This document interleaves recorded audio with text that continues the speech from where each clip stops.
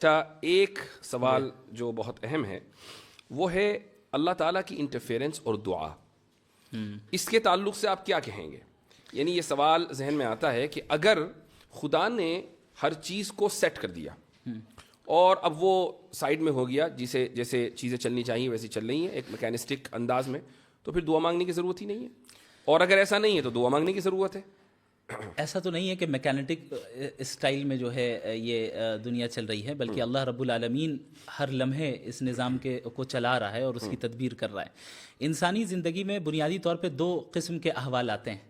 ایک وہ ہیں جن پہ اس کا کنٹرول نہیں ہوتا ہے، اور دوسرا وہ ہے جس پہ اس کا کنٹرول ہوتا ہے. مثال کے طور پہ ہم فری ول کا استعمال کر کے ہم اعمال کرتے ہیں، اعمال کو انجام دیتے ہیں، اب چاہے اچھا عمل کریں یا برا عمل کریں.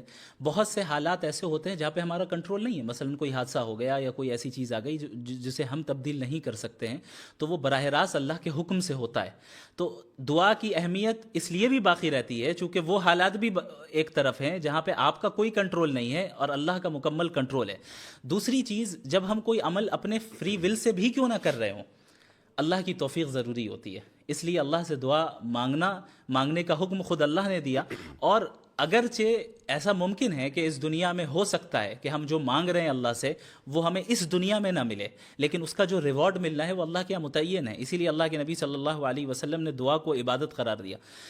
تو ظاہر ہے یہ مستقل ایک عبادت ہے. یعنی بالفاظ دیگر یہ کہا جا سکتا ہے کہ ہم دعا مانگتے ہیں تو اس بات کی کوئی یعنی گارنٹی نہیں ہے کہ وہ دعا اسی انداز سے قبول ہوگی جس انداز سے ہم چاہ رہے ہیں. جی، یعنی ہو سکتا ہے کہ وہ اجر کی صورت میں قبول ہو جائے، ہو سکتا ہے کہ وہ تاخیر کی صورت میں قبول ہو جائے. ایک بات. دوسری بات یہ بھی ہے کہ ہمیں کیا معلوم کہ دعا کس انداز سے قبول ہوگی.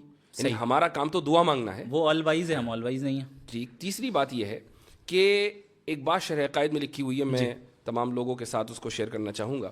یہ مبحث وہاں آیا ہے اور اس میں تفتازانی یہ فرماتے ہیں کہ وہ ایک حدیث ہے جس کے تحت یہ کلام ہے کہ لا يرد القدر الا الدعاء، کہ تقدیر کو صرف دعا بدلتی ہے.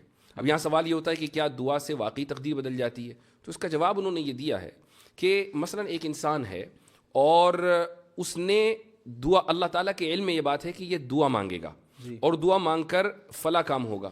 یہ دعا بھی چونکہ عبادت ہے، تو اگر یہ دعا مانگے گا نیکی کی تو اس کی عمر 60 سال ہوگی، اور دعا نہیں مانگے گا تو اس کی عمر 40 سال ہوگی. لیکن چونکہ اللہ کے علم میں ہے کہ دعا مانگے گا تو ہر حال میں دعا مانگتا ہے، تو دعا نہ مانگنے کے لیے جو ایلیجیبل عمر ہے دعا نہ مانگنے کی صورت میں وہ 40 سال ہے، اور مانگنے کی صورت میں جو ایلیجیبل عمر ہے وہ 60 سال ہے. اور یہ دونوں چیزیں اللہ تعالیٰ کے علم میں ہیں.